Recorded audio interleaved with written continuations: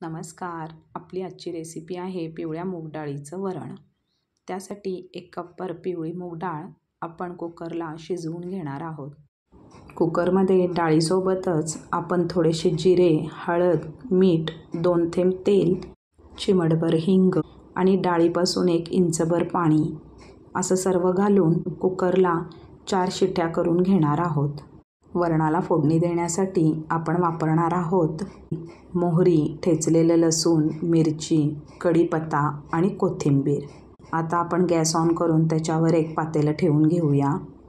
त्याच्यामध्ये 2 चमचे तेल आणि मग मोहरी तडतडली की आपण ठेचलेलं लसूण, मिरची हे घालून शिजवलेली डाळ त्याच्यामध्ये घालणार आहोत. वरण खूप घट्ट वाटत असेल तर त्यात आपण थोडं पाणी वाढवू शकतो. चवीपुरतं मीठ घालून घ्यावे. हाताने चुरडून कढीपत्ता घालणार आहोत. हाताने चुरडून कढीपत्ता घातल्यामुळे वरणाला किंवा कोणत्याही भाजीला एक वेगळीच टेस्ट येते. आता पळीने वरण व्यवस्थित ढवळून घ्यावे. तसेच अधूनमधून रवीने वरण घोटून पण घ्यावं.